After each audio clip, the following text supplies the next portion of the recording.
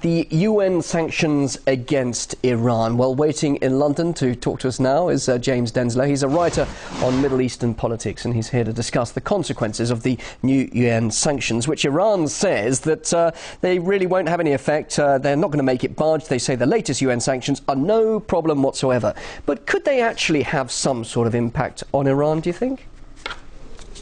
Yes, I think they will. I think they're smart sanctions, supposedly, and they're not the first sanctions Iran has had on them.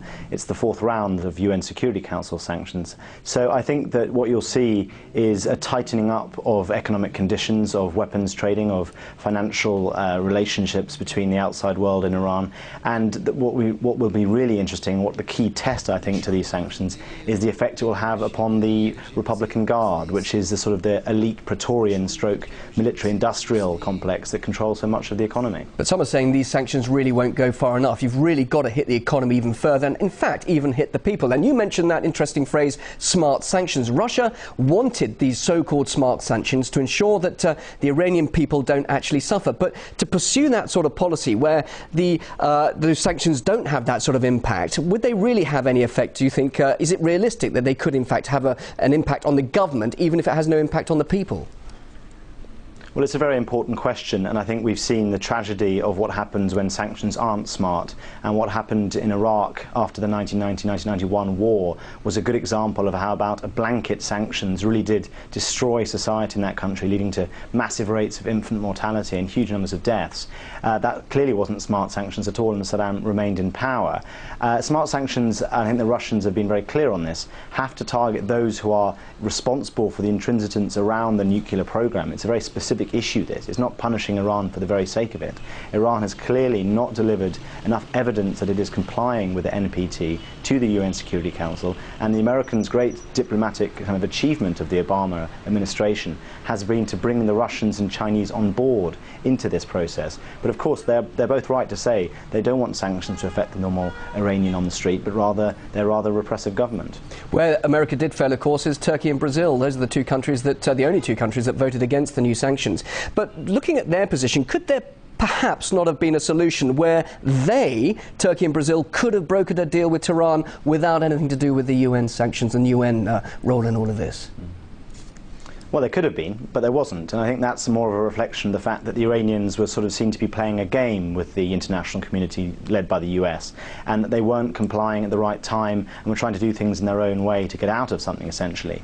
I think that the Brazilians and the Turkish effort shows you how sort of powers that haven't traditionally been key in the Middle East are suddenly coming to the front. But I think, in essence, that the Iranians have lost, or not lost, but the relationship they have with China and Russia, which is far more important than the very isolated relationship it has with the Americans, has been damaged by these sanctions. Now, the Russians today have come out in slightly contradictory terms concerning the sale of advanced weaponry to Iran. Although the sanctions are sort of cutting down on this, the Russians are still saying that surface-to-air missiles that can be used defensively will be sold to Iran. So clearly, we've not seen quite yet what this really means to the Chinese-Iranian and the Russian-Iranian relationship. But nevertheless, despite that proviso, Russia is on board voting for those sanctions against Iran. And you did mention this relationship between the two countries. Do you think it could have a long-term effect, bearing in mind the amount of trade between the two? And of course, Russia's been involved in the nuclear development of energy, the energy development of nuclear power in Iran.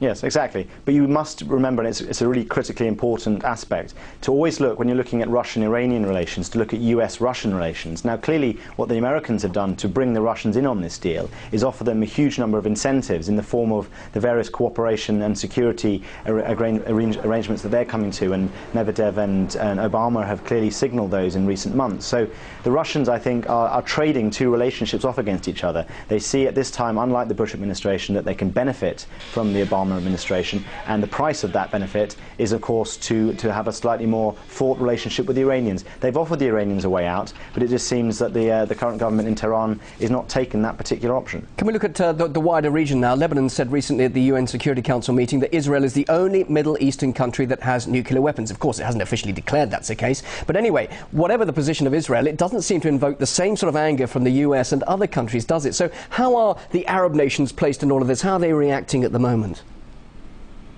Well, the Arab nations aren't particularly well led in the sense they don't speak with one voice, and it's particularly interesting that Lebanon, a country which hosts Hezbollah, which is seen as one of Iran's most potent sort of foreign policy tools, didn't vote against this resolution but rather abstained from it entirely, which reflects the rather Janus nature of the Lebanese state. I think the fact remains that Israel is not a signatory to the Nuclear Non-Proliferation Treaty, whereas Iran is. Now, there's 4 countries in the world that aren't signatories to the NPT, and 2 of those are considered to be particularly, well, I'd say 3 perhaps, Pakistan, India and North Korea, considered to be rather rogue states.